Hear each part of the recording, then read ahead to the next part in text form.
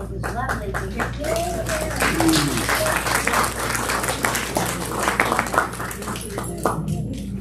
It was lovely to hear the voices singing along. Good afternoon. I almost said good evening, but good afternoon. I'm your playwright, Rebecca Burroughs, and it's my pleasure to welcome you to this afternoon's play presentation, Behold, an Angel. This is our Christmas gift to all of you.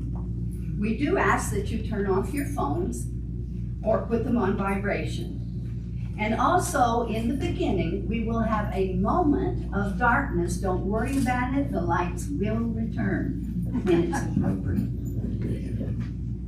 Also, now it is my honor to give you our narrator for this afternoon, Kiki Foster.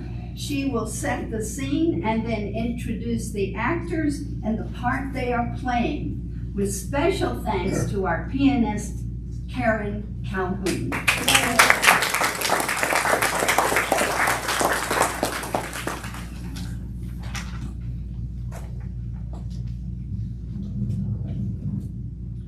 Our play takes place on Christmas Eve 2000 in Gabriel, Illinois, near the Ohio River.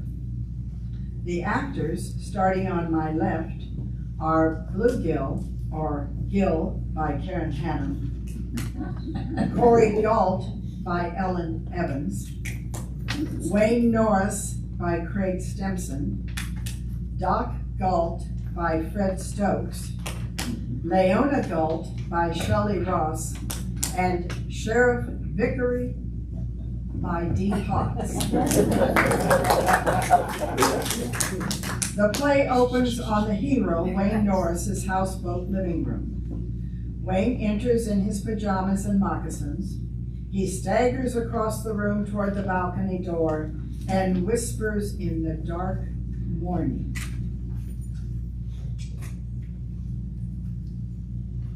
Betty Jo, is that you? Betty Jo!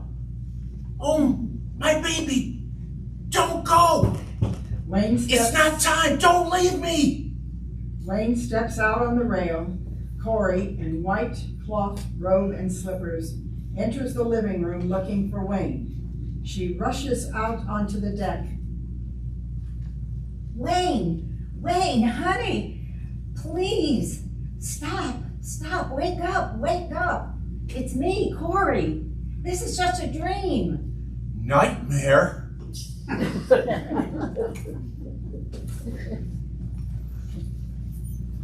Oh, sweetheart, you almost fell in the river. Oh, Corey, thank God it's you. I was so afraid. With arms around each other, they rise and return to the living room. Dawn light shines through the dark. I'll turn on the coffee. It'll soon be time for me to leave anyway. Here, darling, you're freezing. You gotta go so soon? I do. I told Mom I'd be in early. First, open your gifts, Corey. Corey tears into her packages. Wayne stares out at the river. She dons a red quilted satin Chinese robe. Unseen, Wayne pulls a hat from the sack and stuffs it in the back of his pajama bottoms. She sits as he helps her don a pair of jeweled oriental slippers. Like them? Oh, a lot better than my nursing shoes. Oh, Wayne, they're magical. Where did you get the idea? That first opera you took me to. Dragged you. Who thought all that screaming, hollering, and carrying on could be really cool? Like the song said, the dawn and love is born with the sun. She hugs him. I just had to see you like that, Princess. I wish I could show these to Mother to tell her. Just say the word, Corey. How about tonight? Listen, we'll take them to the Gallatin Hotel, then over a beat-all dinner, tell them. Not yet, honey. I need time to ease them into... Will they ever be easy with me, Corey? God, I've got to get dressed. I told them I'd be in from St. Louis early. He grabs her. Let's elope. Today, we'll set up in St. Louis. Well, what about Norris Transport? You can't walk away from your own company. It's been your whole life. Don't have to. I'll just move it to St. Laurie. Corey, we can do this. Gabriel's our home, not St. Louis. Wayne, I want to raise our babies here. Help Dad run the clinic. I'm getting old. Darling, he's getting old. Darling, he needs me too. But here people remember. Sweetheart, people forgive and forget. She pours them coffee. I'll never forget Betty Jo, Corey. Oh, I didn't mean for you to forget her. Never forget how she radiated light. Like this light. So shiny you could never get lost. When she died, I expected an eclipse. And it did. Everything went black. Black as this Ohio out here.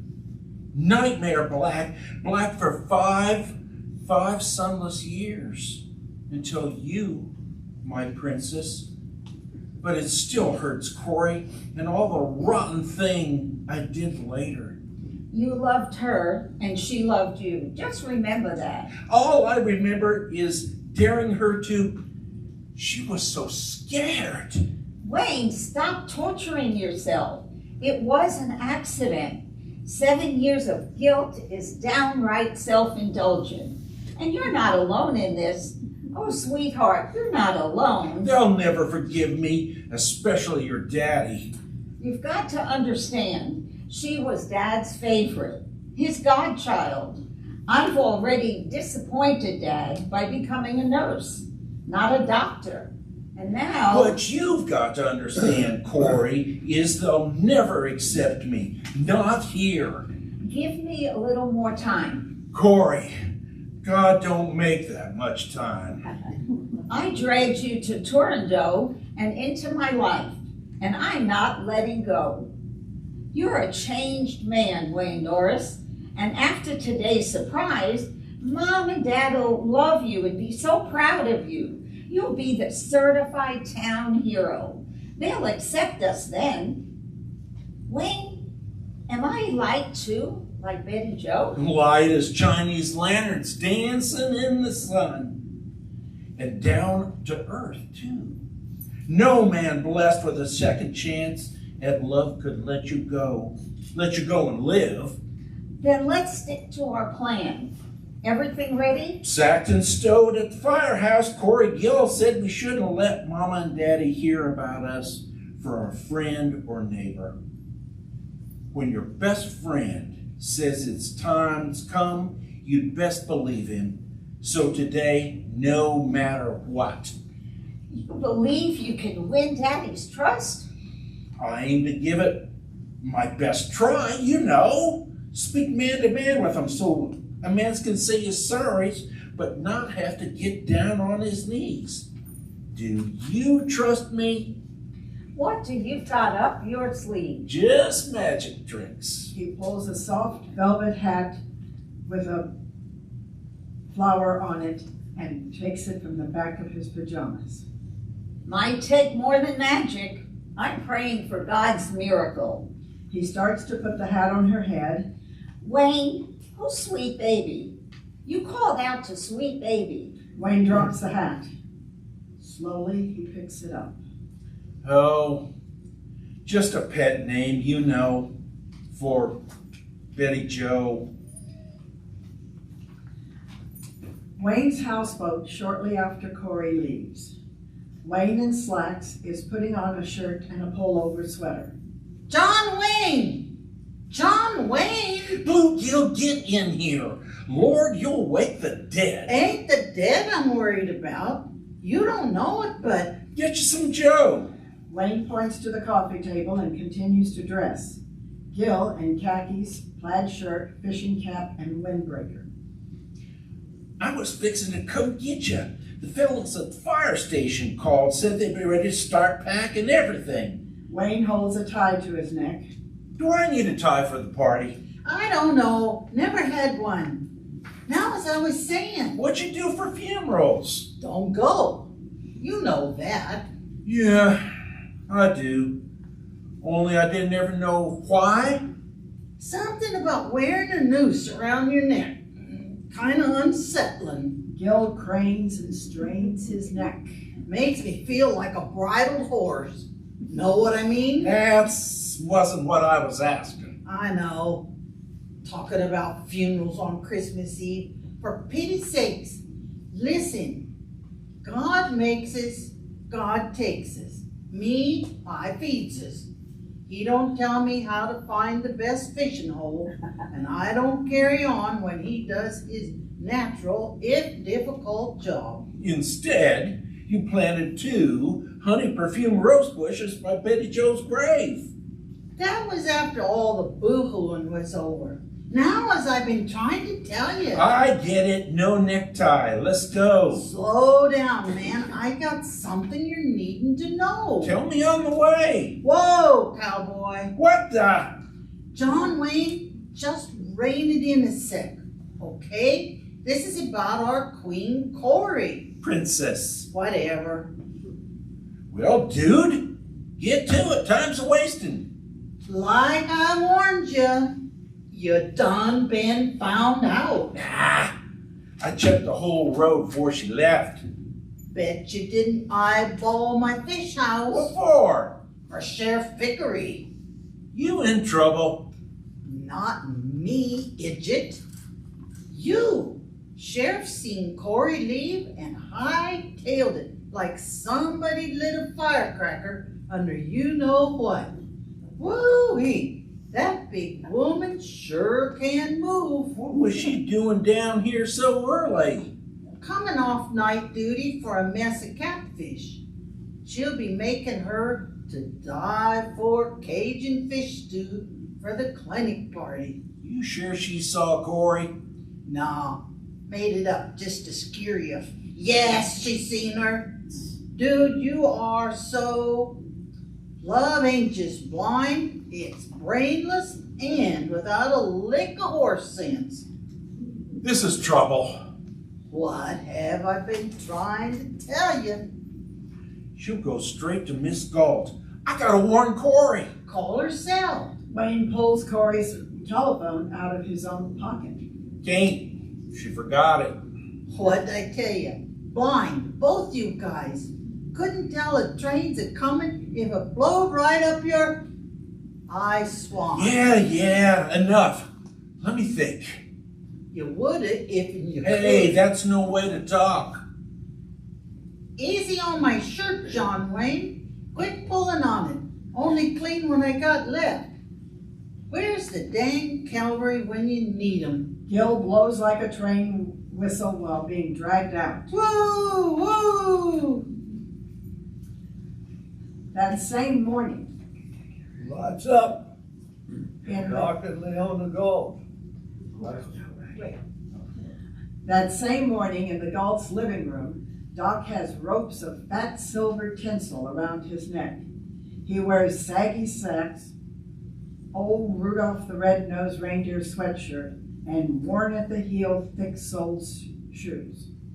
Leona, elegant in holiday velvet and high-heeled boots, points to the table as it has a punch bowl and 4 cups on it. Thought Corey'd be here by now. Me too. She's been so dependable since her nurse's training, though she never used to be on time, was she? She turns the tree to just the right angle, and they string tinsel.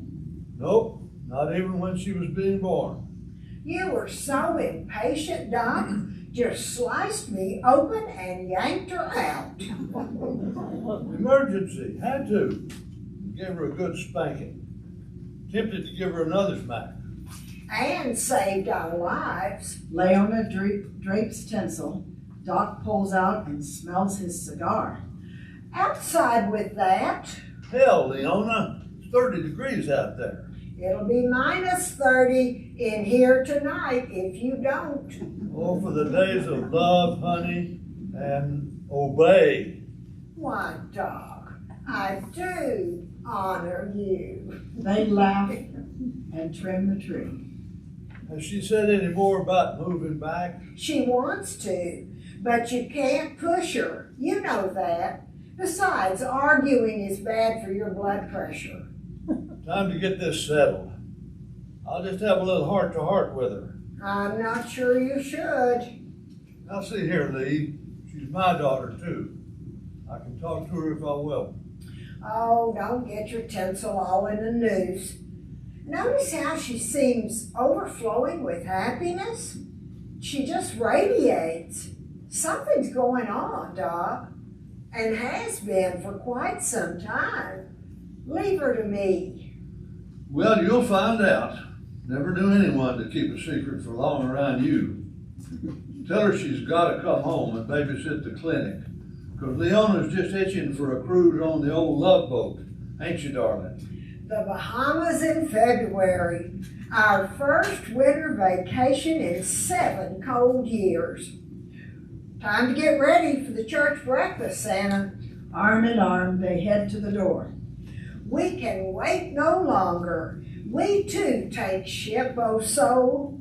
Joyous we launch out on trackless seas, fearless for unknown shores.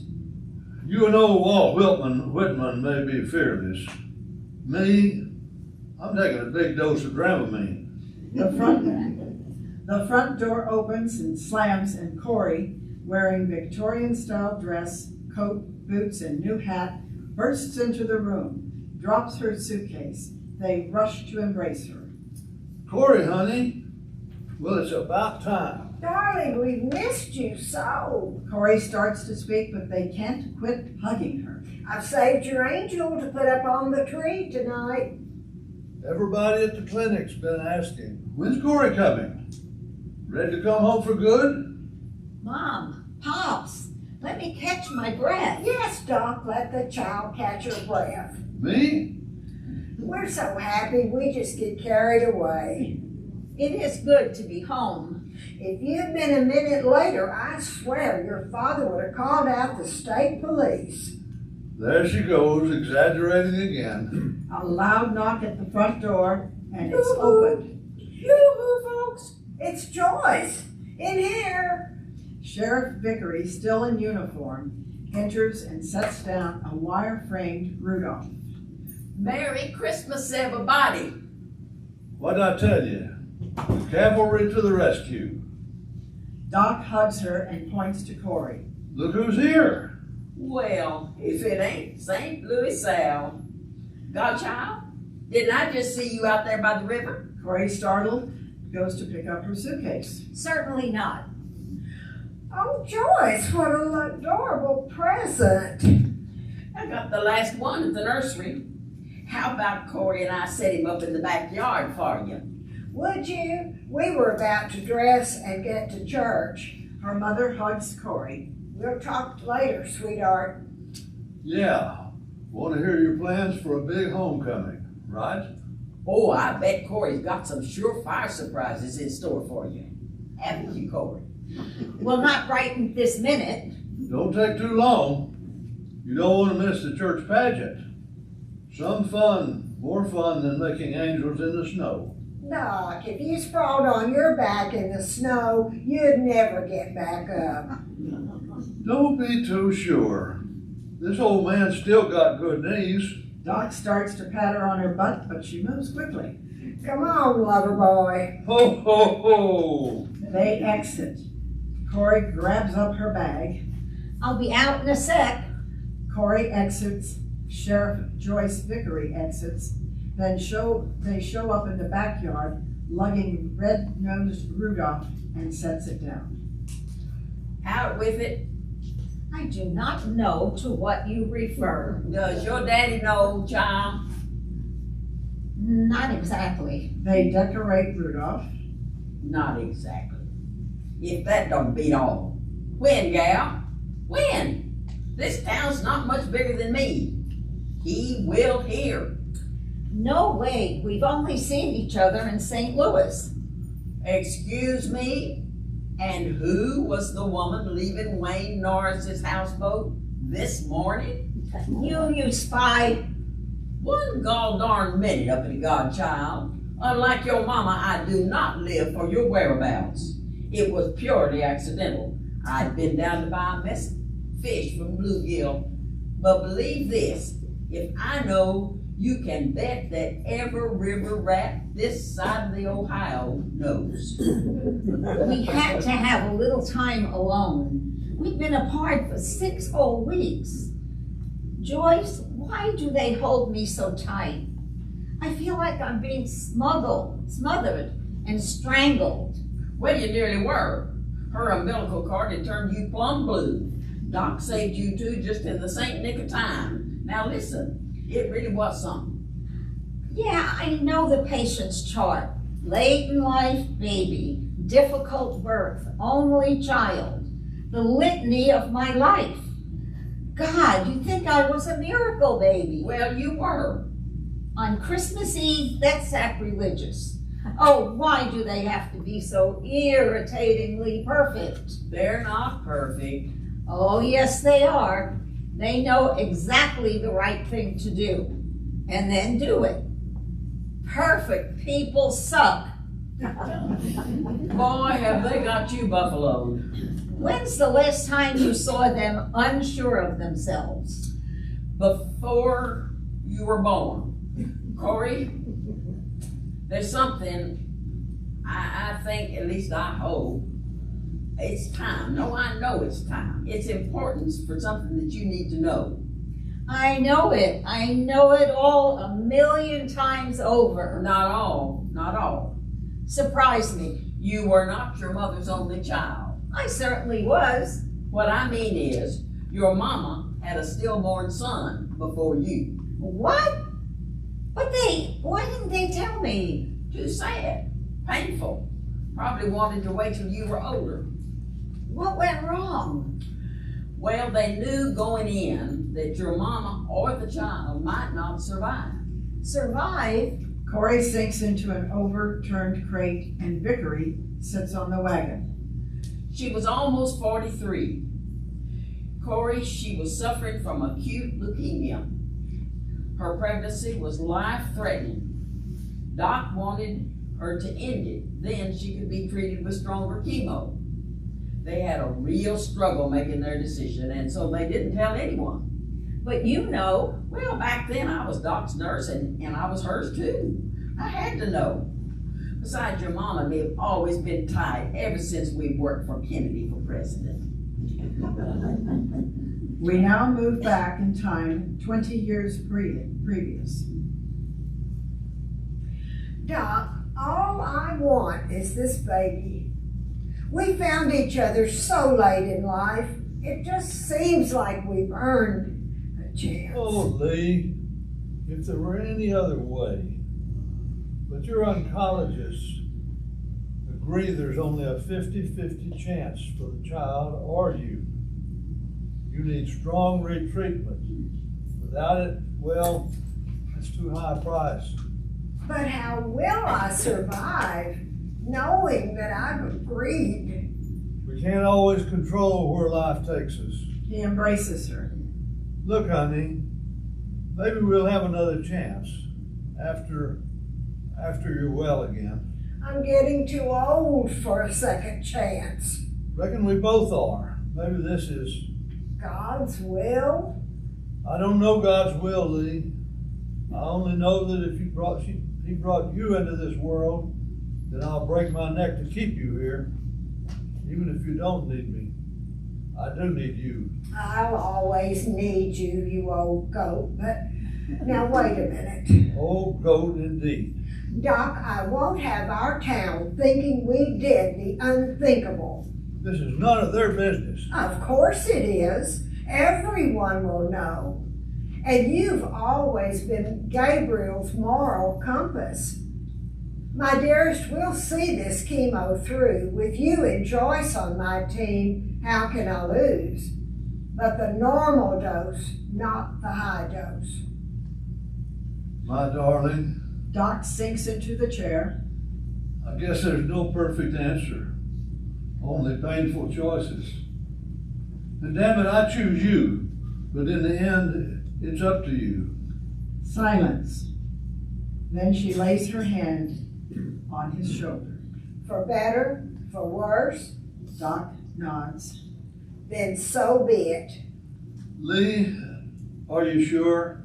No, not sure at all. But Doc, I've always counted on your support. If we stop trusting each other, it could mean the end of us. Ah, you don't get rid of me that easy. Guess we're stuck together like... Like lips on a kiss. Gently, she kisses his cheek. Joyce will help us. You know, she's been a great friend, Doc, convincing the library board to hire me, introducing us.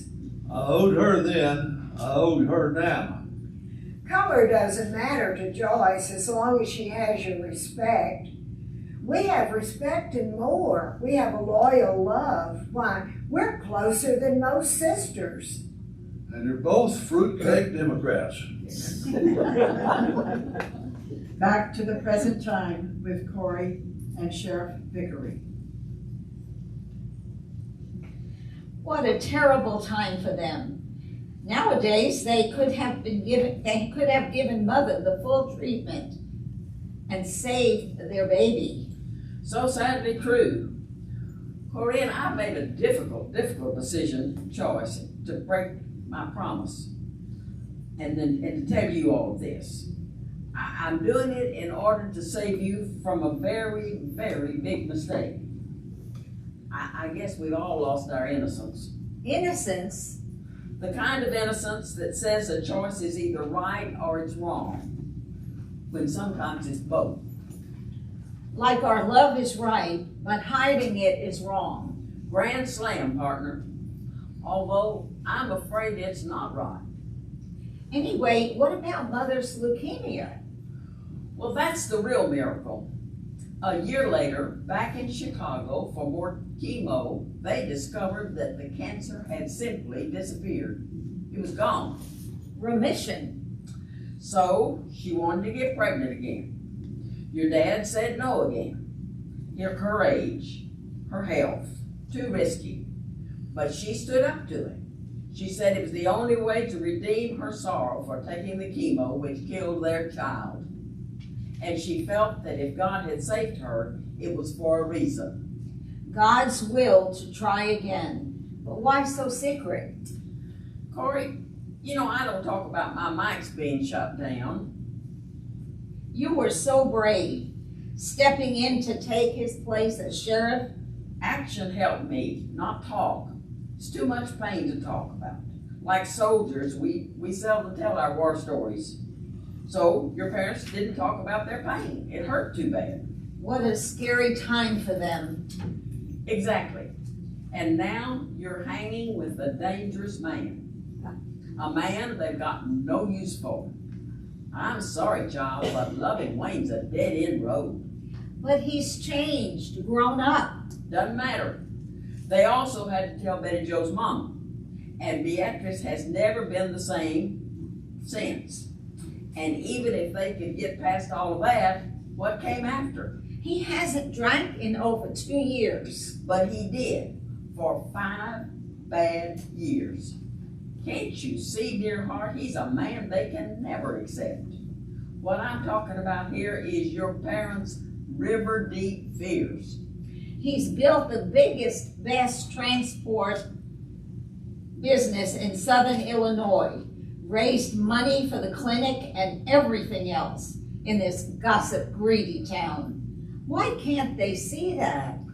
All they'll see is the light of their life taken away by a man who hadn't the sense to protect the wife he loved. He knows that. It'll grieve him the rest of his life, but it's also taught him how to cherish. All his little phone calls just to ask what I'm doing or what he's struggling with. He asks my advice and he uses it. He even plans things I like to do. The opera, theater. Honestly, how many men gladly do something just to please their woman? Don't ask me, honey. I only see the ones who want to beat a woman half to death. Or worse. Playing cutthroat bridge with Captain Dan is about all the relational excitement I can stand.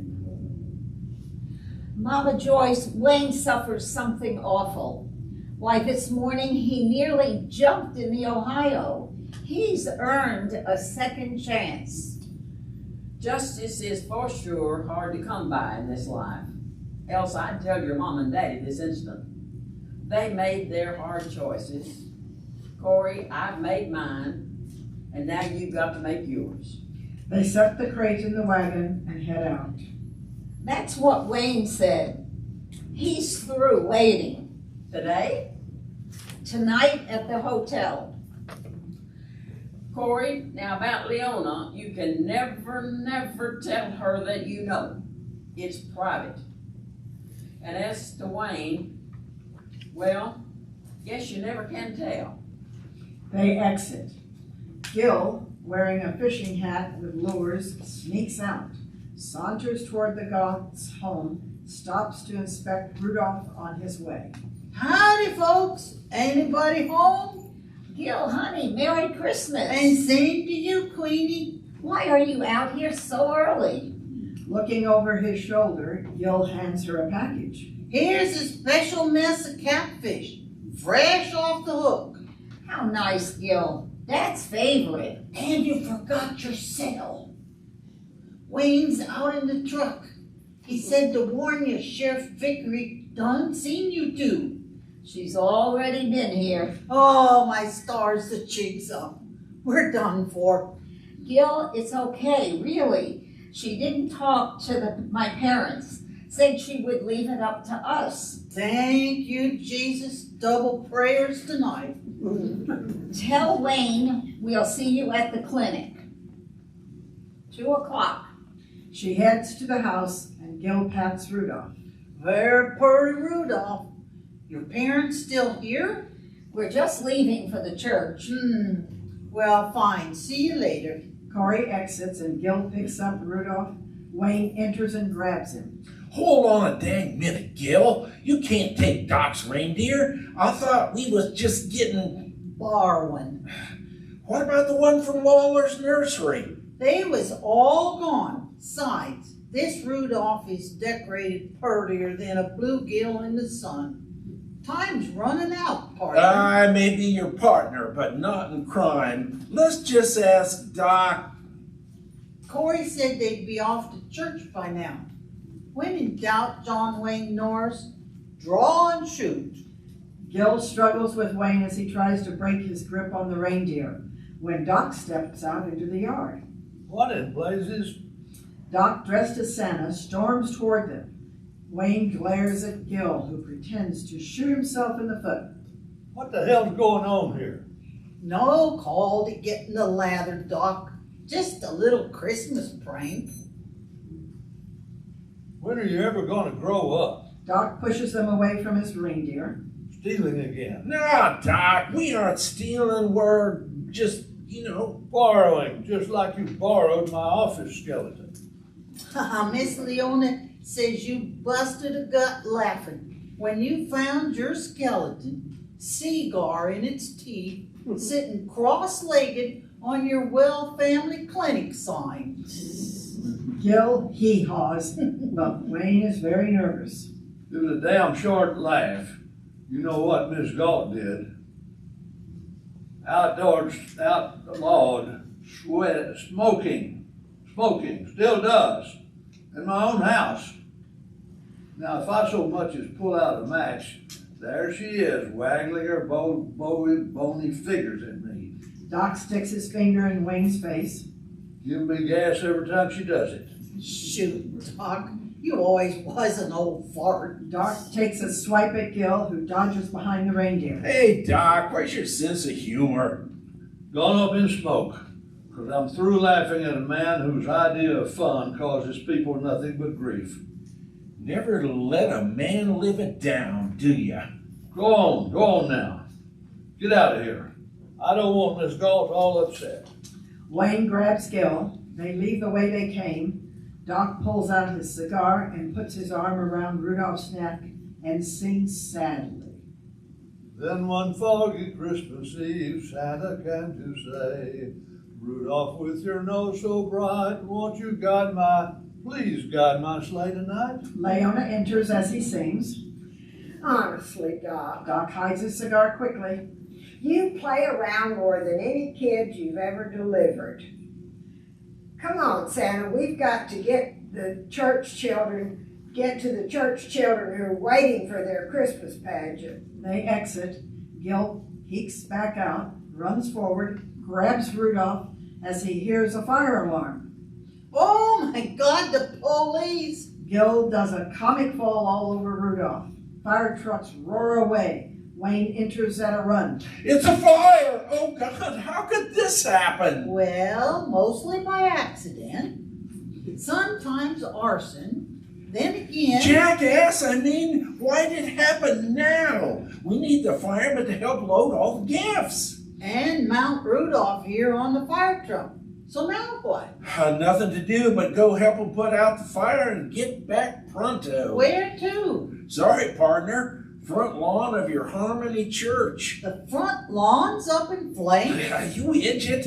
The nativity scene's on fire. Gil picks up Rudolph. The nativity? Oh, my sainted aunt. Hurry, John Wayne. We've got to save the 3 wise men. We gotta save the whole crèche. No. Save the Magi first. You know them boxes of Cuban cigars Havana Baca sends you every Christmas? What's that got to do with it? Last week, Sheriff Vickery came snooping around the trucks. So I hid him inside them new statues you carved for us. Your Magi is carrying Cuban gold. Oh my God, if Doc finds out. If you mean when. He'll think I'm a smuggler. Wayne exits and comes back for Rudolph and runs after Gil. It's afternoon on the same day, down by the Well family clinic. Sheriff Vickery and Leona roll the Christmas tree toward the River Clinic sign. Nearby is a desk and a chair. This is a disaster. All these precious children and no presents. Oh, Joyce, where can Wayne be? We said 2 o'clock. It's not there. Almost 3. I never should have trusted him. All he had to do was pick up the gifts and deliver them here. How hard can that be? I bet he's off someplace drunk. Leona, the man hadn't had a drink in over 2 years. He's really turned his life around. How do you know that? I've got more spies than even you. Well, if you say he'll be here. You know, I always did admire his mother, raising Wayne all alone. Wilma had more grit than even you. If Wilma had lived long enough, I don't reckon Wayne would have gone off the deep end the way he did. I suppose with both parents gone and a dead wife, a boy can get a bit lost. But he's a man now and no more excuses. He'll have a good reason. Now don't worry. People are still chowing down on my Cajun fish stew and your best in the county fair red velvet cake. Feeble old fire engine sirens sound. It pulls up with Rudolph attached to the front and the drivers Wayne and Gil. They jump down, shake hands with Sheriff Vickery, and Doc joins everyone in the street.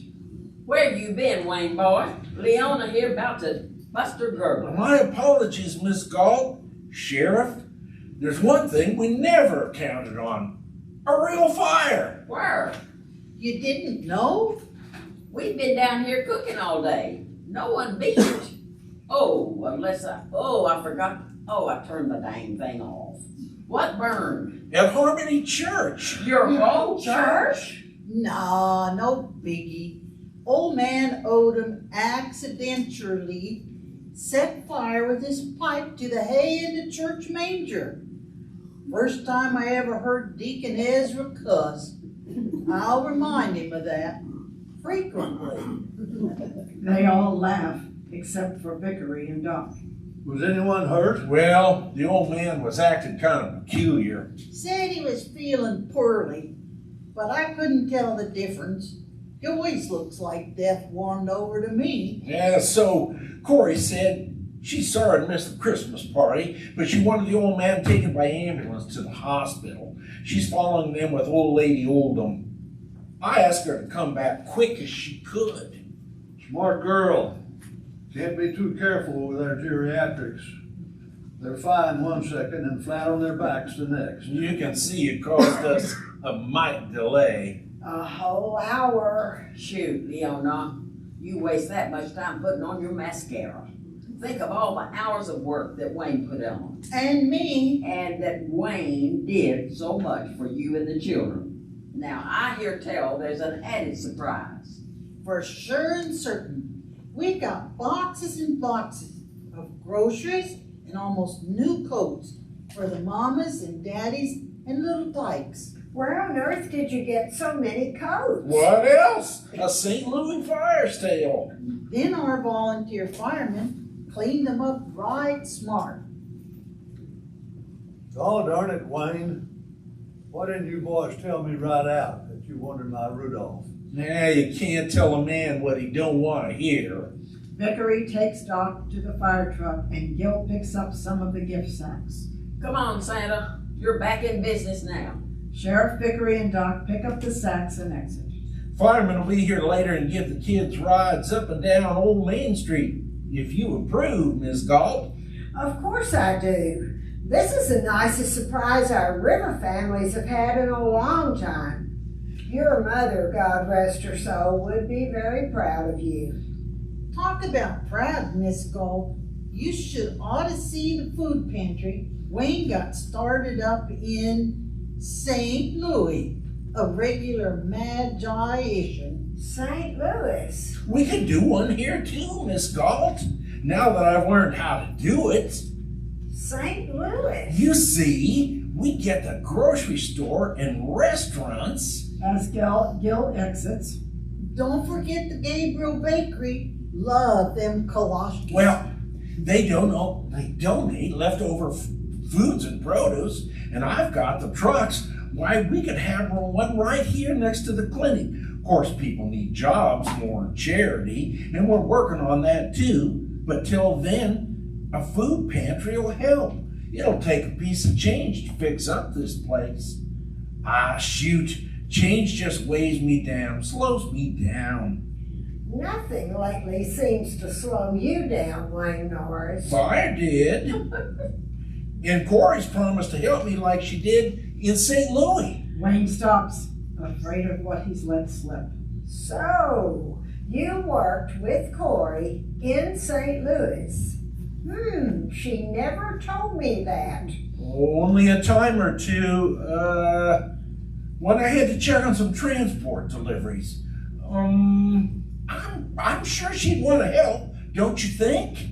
How'd you know where she lived? Well, I can't lie to you, Miss Galt. I'm the one that took her there. When she left home? Yes, later I got us a little apartment, then I came on weekends. Wayne and Leona exit. A flashback to 2 years previously. In Wayne's office, Gil enters, unwrapping a large cigar, plops down in the chair, feet on the desk. Man, the finest Cuban. Hope Deacon Ezra don't find out. Corey enters in a suit with suitcases and crosses to the desk. Hello. Gil jams the cigar in the desk drawer, jumps up and sees her. Well, I'll be. He motions her in and takes one of the suitcases. If it ain't Queen Corey herself, live and in person. She hugs him. Oh, Gil, that was almost 3 years ago. You'll always be the queen of the county fair to me. What you doing around here? I need a ride. A ride? On one of our trucks? I need a hitch to St. Louis. And Norris Transport always has trucks going there. Why is it so dark in here? Wayne says electricity costs too much. Truth? He kind of likes dark rooms. Go figure. Wayne enters without a jacket, looks at a paperwork and doesn't see Corey. Work's finished on the fire truck. Call the guys that's ready and tell Rose not to bill them. Sees Corey. Why? Miss Galt, what are you doing here? I done asked that. Don't you have some work to do outside? Gil reluctantly leaves. I don't think your daddy would want you out here, Miss Galt, around these rough men. I just came to ask for a ride to St. Louis, but I see you're a busy man. I'm never too busy for you, Miss Galt. Wayne looks at her luggage. So you must be figuring to stay a spell. How'd you get way out here? Ask old man Oldham for a lift. I'm leaving home to go to nursing school. Why ain't your mama and daddy taking you? That's none of your business. Is now, if you're aiming to use one of my trucks, Miss Corrine. Miss Corrine. What a lovely name. Just rolls right off a man's tongue. I wouldn't know. Now listen here, Wayne Norris. I'm a Harrisburg Community College graduate, and I have a right to go where I want. Will you help me or not? Hold on, Miss Corrine. You mean to tell me your folks don't know about this? I can see you're too chicken to get involved. Wait a second, Miss Corrine. How long have I known you? I remember. First grade. You wore pigtails tied with pink ribbons. He reaches out. And you had the faintest sprinkle of freckles across your nose. But now you're Gabriel's most beautiful and brave young woman. Really? Oh my. Well, if you won't give me a ride, I'll go take the bus. Much money you got? Enough. Yes, I'm sure it's enough. It's just that I have to watch every penny of my scholarship money. Got your mind set, do you, Corey? It's all I've ever wanted, Wayne, to be a nurse. But Daddy insists I become a doctor, like him. Pays more. A lot more. Wayne, this may sound silly to you, but when Miss Bernice's husband, Hank, had his heart attack, Yeah? I helped care for him. Heard you was just like an angel to him. Miss Bernice and I made him feel a lot better, right to the end. That was the first time in my whole life I felt of real use. Wayne, I want to help ease people's pain. Be there for them. Be closer than any doctor has time to be. She starts to leave, and Wayne takes one of her bags. Reckon if you're dead set. Then you'll let me hitch on one of your trucks? Nope. I'll be taking you there myself, all respectable like. Take you in my brand new apple red caddy. He grabs his jacket and bows. Ladies first. And here I thought you were a wild man. Why, you're just as nice as you can be. The lights up, the end of the flashback. Wayne, it crosses my mind that you might have something else to tell me. Something you'd really like me to know from your heart. Miss Galt, I know Doc carries a mighty grudge against me about Betty Jo. Not a grudge, Wayne. He carries a mighty grief for his godchild and her poor mother, and the belief that you have been and are a reckless, even dangerous young man. Can a man who's strayed so far away from himself ever get back? Tell me, Wayne, about her death. I've never heard your side. I never would have harmed Betty Jo. We were in love, Miss Galt. Tell me everything. We were out on the sandbar swimming and picnicking. You all were down a piece fishing. The fellas and me had been diving off high bank. I just finished a dive when Betty Jo showed up on top. She was a good swimmer, but she had never dove off high bank. She was looking down. I could tell she was real scared, but I didn't think it no matter. Scared's for kids. Besides, I wanted to show off my bride to the fellas, so I hollered up to her, "Betty Jo, hey honey, do it like Esther Williams in the movies." But she started backing away. I saw she wasn't gonna do it. Then I thought how she didn't like to be outdone by Gil's sister, River Woman, so I dared her. "She'll beat you to it. She's right behind you. Hurry, girl." Well, that lie did it. She backed up and started running towards the edge, and then she looked over her shoulder. I reckoned to see River Woman, and she kind of veered off to the left side, not staying in the center. I went all cold. Suddenly I realized she shouldn't be taking any risks. I screamed at her, "Stop, Betty Jo, stop! Don't do it!" It was too late. She dove head first. She hung there for a second.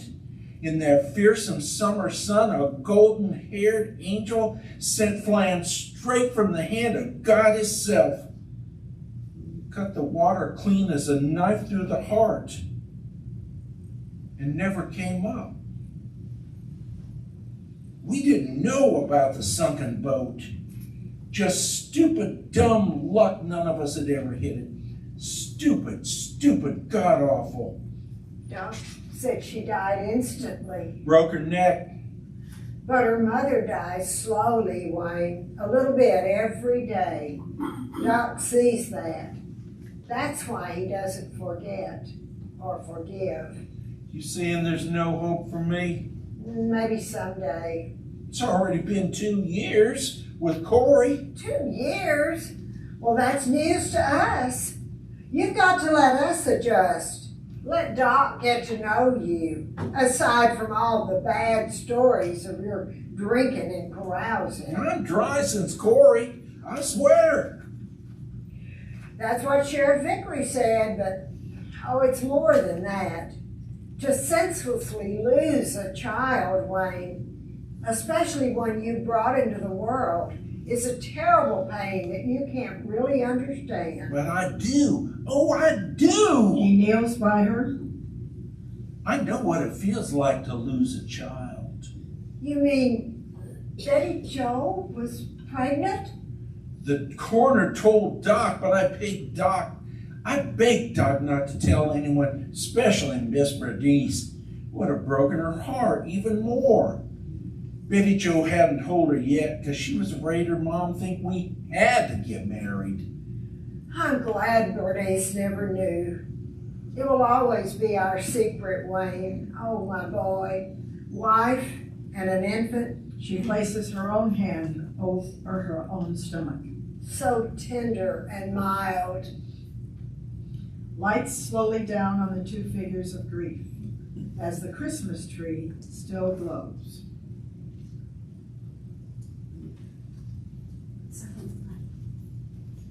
Silent night.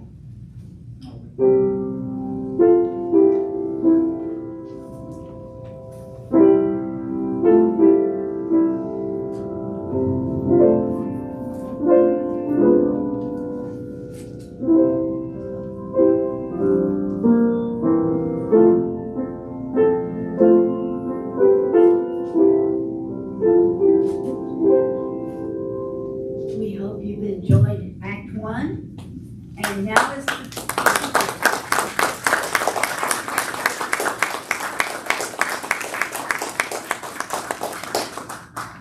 is the time for your dinner, and we hope you are eager to return and learn if Wayne gets a second chance at love. We'll see you for Act 2 at 6 o'clock. Thank you.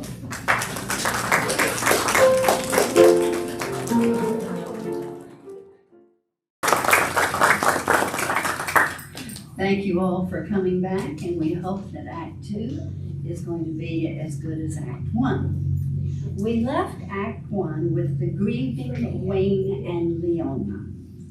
Now Leona in the opening will be confronting her daughter Corey about Wayne. At the end of the performance, please feel free to come up here and congratulate your talented and hard-working actors and our fabulous pianist, Carol. And now, Act 2 of Behold, an Angel.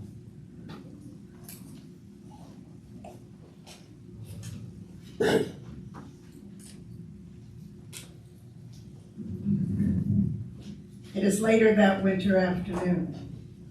Christmas tree is still by the clinic. Doc enters, still in Santa suit. Gil follows. They cross to the fire truck, open 2 sacks of coats, and put them on hangers as they talk. I'm telling you, Doc, nothing gets a man in this Christmas spirit like them little tights. For once we agree, amazing choir for such a little church. Word is you hardly ever go to church, Doc. You've got religion. Good heavens, Gil, you make it sound like a disease. You know where I'm throwing my hook. Yeah, I know, it's like this. Weekends don't stop babies and sick people. So a small town doctor's job is 24/7. That and reading medical journals doesn't leave a lot of time for church or much else. That's why I play Santa. As to Jesus, I do believe in his spirit of love, brotherhood, and humility. Meaning no disrespect, Doc, but I think you kind of need to work on that humble pie part. You and Ms. Leona. But every day I practice medicine and prayers to be a better man and the example of Jesus. Together they give me a creel full of bluegills. Now that's a mighty fine catch. Appreciate the catch you sent in this morning. Funny, I never thought of you as following in the footsteps of St. Peter the fisherman. Why, that means I'm right up there with a certified, for sure, holy saint, fisherman, St. Peter and bluegill Logden. I swan. Don't get carried away, Gil. You still smell a lot like fish guts. Aw, you're just funning me. Here, separate the grown-ups from the kiddies. Those coats will choose everyone almost as much as those boxes of food.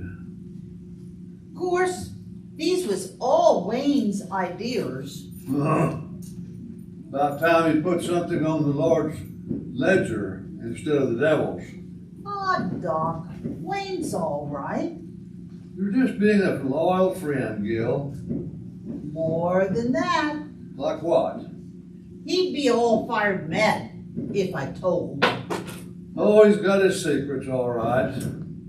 Don't imagine he'd want them blabbed all over town. You got me all wrong, Doc. What I knows is upstanding. Bluegill, are you going to tell me or not? Since you done forced it out of me. Forced. Okay. I can see you ain't gonna leave me be till I'm out with it. Doc throws up his hands, but Gil grabs him and pulls him aside, then sidles around him to make sure that nobody overhears them. Doc, you remember after Hank died, how Miss Bernice was sort of hard up? I guess artist types like Hank don't make much. That's a fact. But then she received insurance money she didn't know Hank had bought. That weren't no insurance policy. I saw it with my own eyes. A fake. A pure fake. What are you talking about? Wayne done had that fixed up. See, he knowed Miss Bernice wouldn't take nothing from him. Even though his trucking business was booming, So I sort of found out accidental like. Accidental my ass. Doc, you hurt my feelings sorely. Oh, for Pete's sake, get on with it. Miss Bernice never knowed it was Wayne's 100,000. She accepted, like you, that it come from Illinois life. Wayne fixed it up, so no questions asked. Seems to me that was little enough for all the pain he caused. Now, Doc, you mean you ain't gonna give old Wayne credit for a good deed? Credit? 100,000, $1 million couldn't make up for the life of Betty Jo or losing Hank. Besides, it's just your say-so. Doc takes a load of coats, crosses back to the clinic. Gil picks up his load and follows. Wouldn't nobody tell a whopper on Christmas Eve, especially not my old Saint Bluegill. They pass Sheriff Vickery wearing her choir robe and Leona. Finish up, Doc. Corey's on her way home. The men exit. Oh, Joyce, I'm so proud of you. Your River Children's Choir never sounded better. They follow you like a Pied Piper. Not bad for a woman with no child of her own. Except I always kind of figured that Yes, Corey you was... always will be Mama Joyce to Corey. Well, honey, that's what I've got on my mind to speak to you about. My conscience is just about killing me. That sounds awful serious. Lee, it's like this. I just found out this morning that Corey, well, I told her I'd wait. But I'm afraid when she gets in front of Doc, that she's just gonna chicken out. You mean about Wayne? What? You mean you know? Who beat me to it? Wayne did. On accident. Or maybe on purpose. Well, praise be. I am thankful for that. What a load off my mind. Did you tell him to just beat it? I didn't have to tell him to get lost. That poor man's been lost for years. No, I only said... Doc enters to get more coats. Well, Sister Joyce, you had us all in tears once again. Your choir ought to be on television. Their total beauty and innocence. Yes, sir. The innocent and the beautiful have no enemy but time. Yates. I read that. Yeah, we read that. I can't keep straight everything we've read through the years. I get mixed up. Doesn't matter. You use them very well. Leona looks at Doc. For some, I fear, the time of innocence may soon be over. True, true. Childhood grows shorter and shorter. In some parts of the world, they have no childhood at all. Joyce, could you give my soft-hearted girl here a ride home? We need to help somebody find the right size coat. No trouble, Doc. Then I'll be heading out for Harmony Church. That is, if old man Oldham hadn't burned in town by now. They exit laughing. Doc exits with coats to the clinic. Wayne drags Gil out of the clinic. They set down boxes of party trash while Wayne has a fit. You told him? You told him? Don't you see what you've done? I was just sticking up for you, partner. Gil, he'll think I set it all up. Bragging on myself through you? Oh, Lord, I'm done for. Don't take it so hard, Wayne boy. Doc wasn't impressed nohow. Not even sure he believed me. Well, ain't that a relief? Not just a bragger, but now a go straight to hell liar. Things will work out. How? How do I face a man that hates my guts? Doc ain't full of hate. He's full of hurt. Either way, I might as well just gone and drowned this morning. Now, if you ain't the hero, leave Queen Corinne a widow before she ever gets to be a wife. Buck up, man. You've done good work today. They pick up the boxes and set them on the fire truck. Least you got Miss Leona on your side. Tell me more what she said. She didn't want us to tell Doc over dinner at the hotel. He might... Throw a conniption fit, the likes of which will go down in the Gabriel, Illinois history book. They climb on board the fire truck. Well, thanks for the vote of confidence. Gil stands, pretending to rein in a horse. Whoa, right here. If any man can land Doc Barracuda, it's you, our all-American John Wayne, for sure and certain. Yeah, that's more like it. Giddy up. Just remember that when you do rock Doc's boat, he tends to vomit mightily. They exit, then lights on Corey and Leona, who roll the Christmas tree to the Gaunt's living room. Honestly, Corey, I could strangle you for real. Joyce told you? Everybody in Gabriel knew except me. Who did tell you? Wayne hasn't your cunning. He let it slip. You absolutely must tell your father tonight. Then you approve? Approve of how you've handled this? Not at all. But you've always been free to make your own choices, Corey, and I've tried to support you, even when your father wanted you to be a doctor, not a nurse. But this, I don't know. It'll be mighty tricky. I'm afraid, Mom.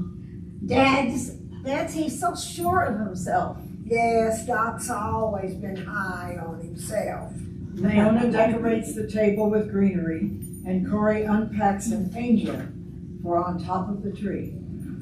His mother told me once that when Doc was 4 years old, he wouldn't eat his vegetables. So Eula said, "Little Joe, I know more than you do, and I'm telling you that this is good food and good for you. Now eat." Well, he did, reluctantly. And that night, as she was putting him to bed, he sits bolt upright and declares, "I do know more than you, Mother. Why, I know about 55 different things. Only 4 years old." Leona laughs and Corey wails. It's true, he does know everything. Yes, he's a know-it-all, but trust him, Corey. He is also a wise man and mostly loyal. They place the angel on the treetop. And the angel said unto them, "Fear not, for behold, I bring you good tidings of great joy, which shall be to all people." Corey hugs her mother. We'll tell Dad, I promise. Well, promise me just one thing, that you will never forget how much it hurt that you didn't trust me. Oh, Mother, I'm so sorry. Please forgive me. The door slams,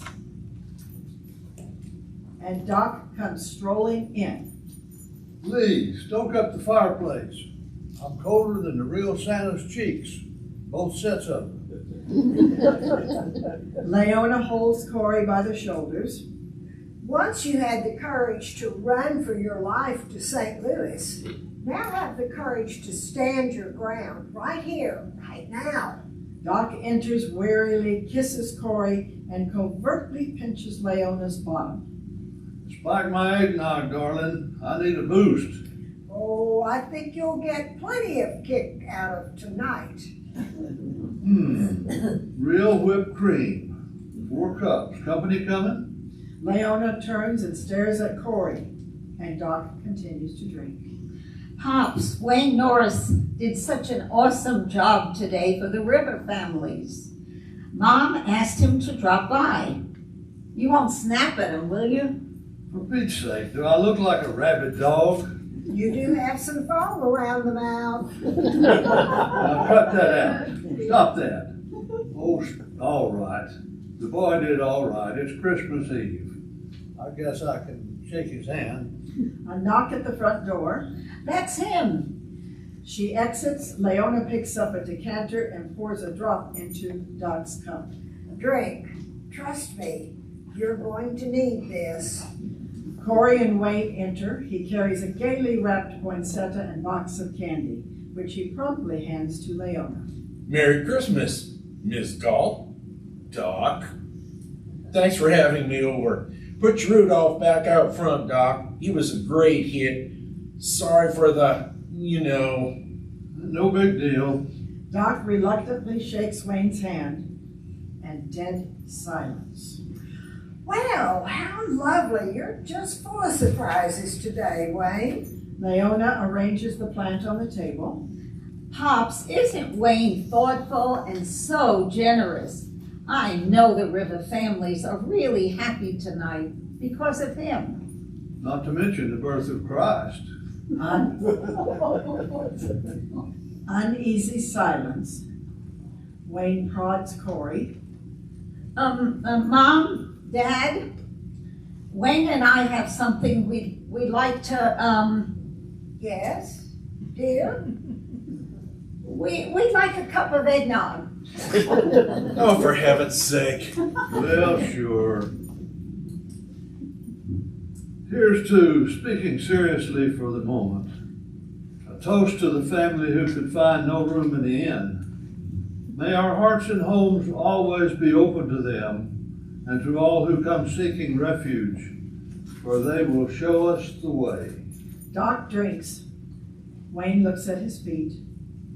Corey bursts into silent tears, and Leona tries to comfort her.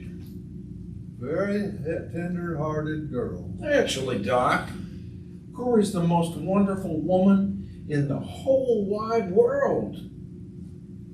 To Corinne Galt, the light of our lives. Corey just sobs out loud. Did I say something wrong? I guess it's up to me. What's going on here? Doc, I want to apologize to you and Ms. Galt. I never meant to go behind your backs. I personally hate sneaks. And so do I. But Corey had to have time to be sure. About what? Me! You and Corey and you, together? Yes, sir. 2 years. Behind my back. And 9. You've lived 2 years in a lie. After all, your mother and I... Sometimes, Doc, it all depends on where you stand. You say Corey's life these last 2 years was a lie, but I say they've been a search for the truth about her feelings, and the truth of my totally serious love and commitment for her. You've never been totally serious in your whole life, Wayne Norris. I'll thank you to leave our house. You are no longer welcome here. Calm down, Doc. Now let's discuss this. For God's sakes, Leona, this is the man who killed Betty Jo and killed her, It was an accident.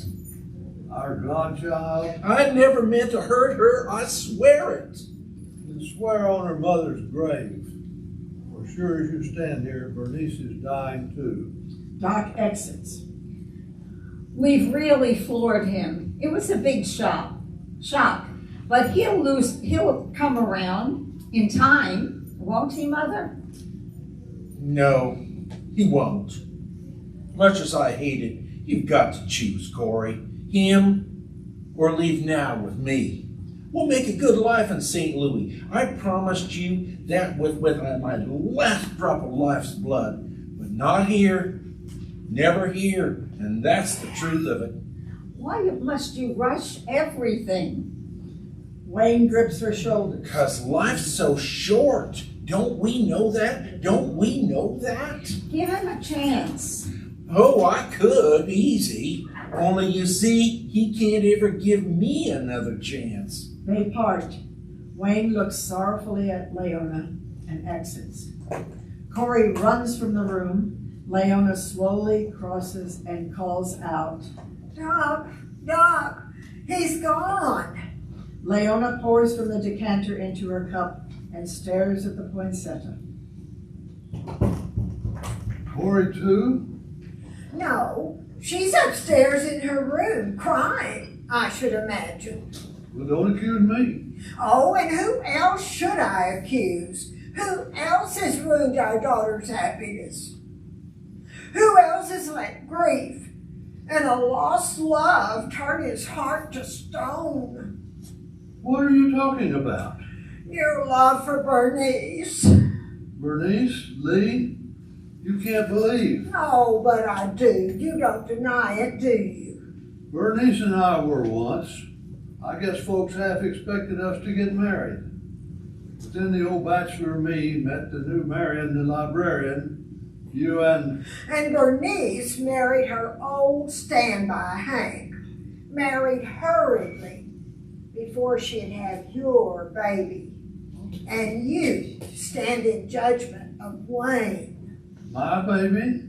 With Bernice? Not your godchild, your child. Lee, all these years, you thought I was Betty Jo's father. Don't you dare lie to me. I won't. But if you thought so badly of me, why did you marry me?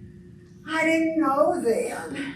Only later, when she died, did I put the pieces together.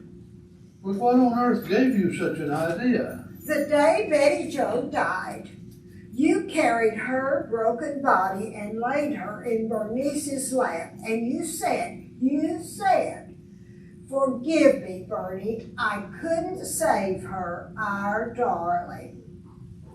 Our darling girl is gone. And you wept in each other's arms while Hank stood helplessly by. Oh, Lee, Hank was always helpless. He just never knew how to express his feelings, except through his sculpture. I knew that. Bernice was my friend, yes, my old sweetheart. She needed me, so I stayed and comforted her, each other, until Hank could recover his wits. And you stayed with her practically every day since Hank died.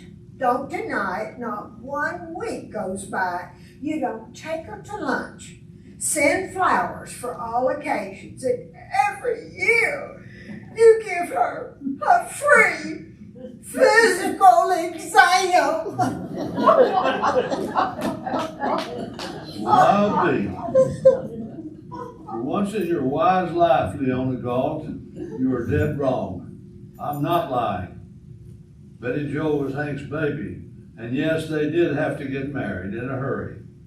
And later, when Hank died early from his heart attack, or grief, I felt so sorry for Bernice being so alone, that's all. That's it in a nutshell. Everything else always out in the open. Really, well, you can see how it might look. He reaches for her. Why, you jealous old gal. Why didn't you say something? Because, oh, Doc, my heart ached for her too. And I knew you loved me, so I figured I could share a little bit. Wish I'd known you were so open-minded. She swats at him, and he sweeps her into a fierce embrace. Corey enters with her Chinese robe and carrying her suitcase. What's this? Pops, Wayne put a nice face on it, but I did lie by omission, and I'm so sorry. It's just that I didn't want to have to make a choice. Drifting was so much easier, less final. It was a way to have you both.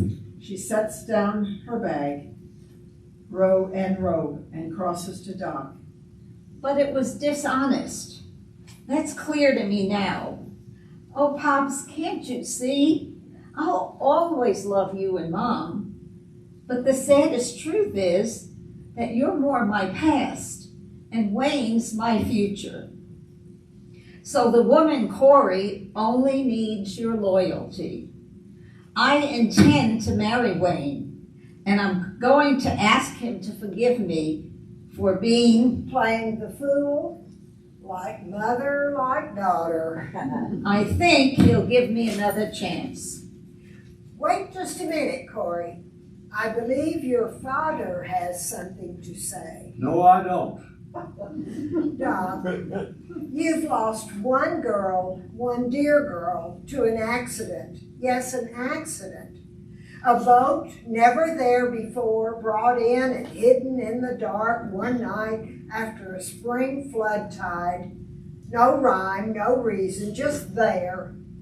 And you could not save her. Forgive yourself. Forgive Wayne. Doc, isn't it a greater sin to lose our beloved girl knowingly and on purpose? The husband and wife gaze at each other in remembrance. Hell, Wayne's so wild he's probably pulled up anchor and halfway to Memphis. Then you'll just have to row your own boat and go after him. Doc stomps away, but Leona stops him. Doc, please tell Wayne we want to give him our love boat cruise for their honeymoon. Really? Really. And Doc, you mustn't let our family break apart. Once you counted on me, this time I'm counting on you. Doc nods and leaves. Mom, we couldn't take your cruise. Of course you can. Now Doc will be so grateful. He'll offer to fly Joyce and me to Hawaii. I've always wanted to sail on a catamaran. What if Dad gets huffy with Wayne? They're both so proud. Have a little faith, Corey. Your dad may not eat his vegetables, but he does know how to eat crow. They laugh, and Corey points to the angel on the tree. You know, Mom, her face reminds me of Betty Jo. Why, darling, you've just given me the most wonderful idea. Let's get our coats. We've got a very special Christmas Eve visit to make. Where to? To get Wayne his second best Christmas present and maybe comfort an old friend. Corey dons her Chinese robe as a coat, and they exit with the Christmas tree glows. That night, on Wayne's houseboat, Wayne is dressed warmly, works in silent sorrow, stringing Christmas lights on the railing. Doc enters by the back of the boat. Wayne plugs in the lights, but it isn't cheery. Doc calls out. Wayne steps to the railing. Again he hears the muffled cry of his name. This time Wayne retreats, covering his ears as if he has heard a ghost, and he crosses down to the railing gate. Wayne! Good God, Wayne! Get over here. Wayne crosses and opens the gate for Doc. Hold on, Doc. This here's the Ark. We only take 'em 2 by 2. All you'll get from me is a 2x4 up against your head. Damn it, move. Wayne steps aside. Doc and Coat steps on carrying his Santa hat. I got a front door. You couldn't hear me. Starting to leave when these lights came on. Why ain't you home with your family? Mother and yes, Corinne sent me on a mission. Kinda like the Magi looking for, well, you know. Wayne nods his head and offers Doc a cigar. Cuban embargo and you have Havanas. Nothing much stops you from getting what you want. Except tonight. You ever know Corey to quit when she sets her sights? Stubborn, gets it from her mother. They look out at the Ohio. Beautiful sight out there tonight. As Bug says, what's up, Doc? You didn't come all the way down here to admire the Gabriel Christmas boat parade of lights. No need to get huffy. Never saw how to crawl and be a man at the same time. Seems I'm almost 2 steps behind that, Corey. Are you? Running after her sure keeps you in good shape. Doc, I tried to reason her out of getting serious. Being I'm country and didn't go past high school. And being you hit the bottle. All right, past tense. But how did you run your company when you were drinking like a fish? My reputation grew like any good fish story. Even notice how easy folks believe the worst in a man? Why'd you quit drinking? Well, when Corey ran away to nursing school, she came over to hitch a ride to St. Louis. I knew Miss Galt wouldn't like that. Since I couldn't change Corey's mind, I drove her. Doc is totally surprised. Yeah. Later at the school, she looked me square in the eye and says, "Wayne Norris, I want you to come visit me real often, but you'll have to quit drinking." So I did. Huh? How long? 2+ years. Why'd you come down here, Doc? All's been said and done. Now who's so easy to believe the worst? You turned me down. Corey turned me down. What do you expect with your reputation? Knife fights and women. I was never knifed. Never cut on nobody. Just took him to your clinic or the Harrisburg Hospital. Ask Sheriff Vickery about the women. True enough, but no more. You run with a dangerous crowd. Ran. No more since Corey. Ask anybody. I'm asking you. And I'm telling you the truth. Is it true about the insurance policy for Ms. Bernice? I never meant anyone to know that. Good old Gil shouldn't have told you, Doc. Doc, this evening you asked me to swear. I swear to you now on my mother's grave, I'll cherish Corey to the day I die. Easy, son. I do hear you. Also heard Miss Leona tonight. She's suffering in our marriage, Wayne, in ways you can't possibly imagine. And now she's struggling mighty to keep our family together. I can't turn away from her. If she and Corey believe in you, then I guess a man that made an admittedly tragic mistake deserves a second chance. You'd do that for me? For Corey, for Leona, and yes, for you. Wayne leans on the rail, almost unable to speak. Doc, I want you to know that I've learned my lesson. The worst way a man can. My mom says suffering can turn you hard or soften your heart.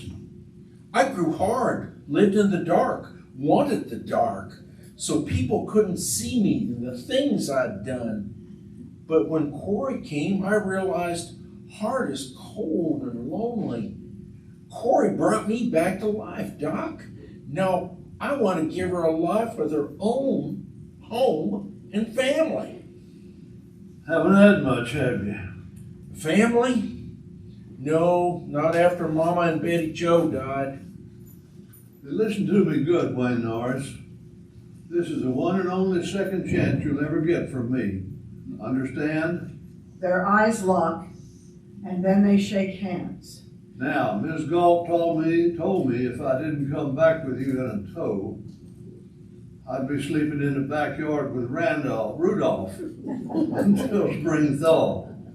Have some pity, boy.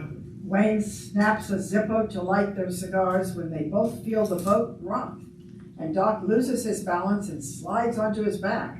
Wayne pulls him up. Whoa! You okay? What the hell? The wake of the boats. Gabriel's Christmas boat parade lining up.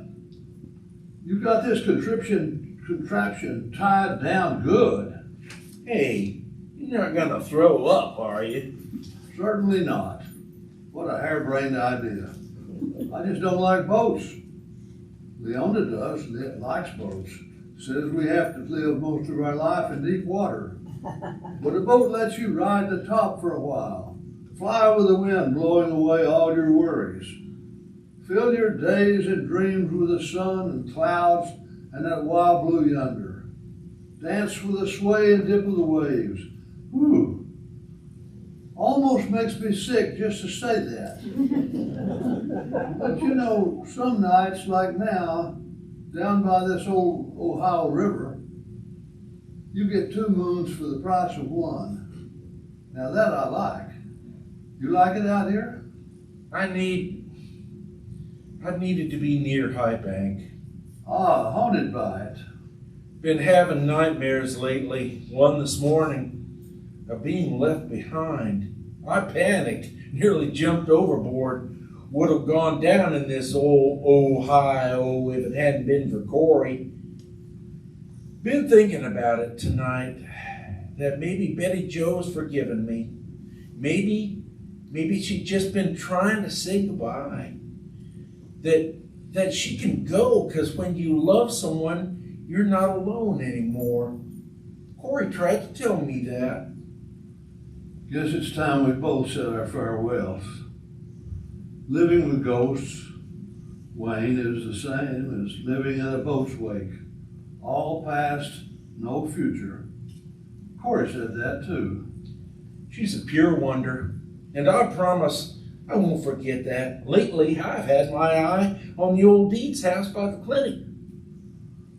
Corey always did favor Victorian frou-frou. Good choice. We want Corey back home, Wayne.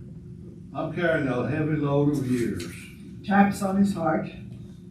If, when something goes wrong, I don't want Leona to be alone. You'll be doing me a personal favor, Wayne Norris, if you brought our daughter home. Faintly, a woman's voice calls out, "Wayne." Both men are taken aback. Again, the ghostly call, "Wayne." My God, Betty Jo? Corey, wearing her red robe over her dress, climbs aboard through the gate from the riverside. Wayne, if you'll have me, I've come back, bags and all. Corey! Oh, Corey Hunter, thank God it's you. Give me a kiss. She kisses him. Who did you expect? Santa's already here. Is everything... We done made our peace.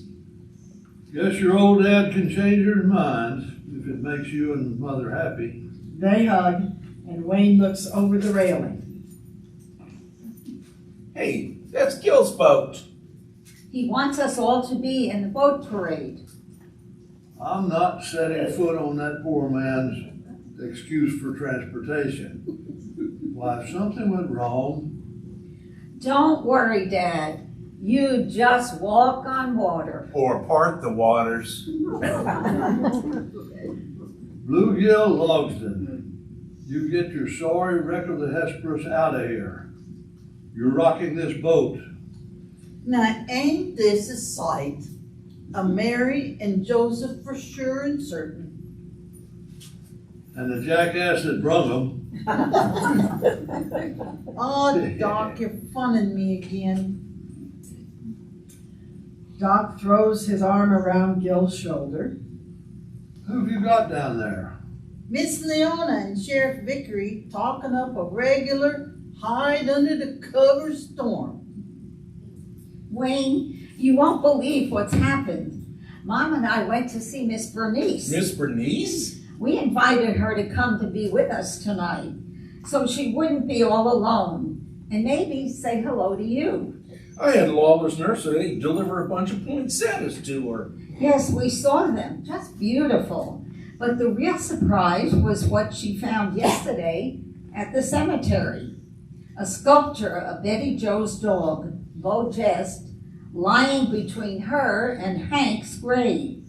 Bernice decided that anyone who could create so much beauty couldn't be all bad. Done in 6 weeks we've been apart. Do you think she's forgiven me? Well, not entirely. And she looks at Doc. Maybe never all the way, but it's a start. She did say she's glad for us, but she didn't come because she's going to help set up her church's supper for after the parade. This is the finest night of my life. He swings Corey in the air. A brilliant light streaks across the sky and seems to land as the angel in the Christmas tree. Look, a shooting star. Nah, just a firework. No, that's And to Gil, Wayne says, for sure and certain our guardian angel. No angel here. Only the Princess Torando, who has a riddle. What's a 4-letter word with 16 definitions in the dictionary? Love! Every kind in the book. Corey hooks her arm around his neck, and he bends to receive the reward of a kiss. You get Miss Leone down here, right? Yes, Miss Gold, Sheriff, mosey on up here. You're missing all the kissing. Doc holds up his cigar. Hell, she's not gonna let me. Here, don't say Santa ever gave you a fine Christmas present, Gil. Men help the women onto the deck. Leona kisses Santa's cheek. Corey shows off her Christmas robe, and Sheriff leans on the railing, looking out. Why, Lee, I don't see any catamarans out there. Reckon you'll have to go to Hawaii to sell one of them. The two die laughing. Boat horns blare across the water. Gabriel's blowing his horn. He puts his arm around Leona and Sheriff Vickery. Time to celebrate the promise of a new bright hope, and maybe if we can find forgiveness in our hearts, a second chance for a more peaceful century. Why, Doc, you're just like one of them wise men. If I am a wise man, Gil, Wayne, it's because I've lived with a world of wise women. Well, I swan. Women. And so the story ends with joy and a merry Merry Christmas to all. to all of you.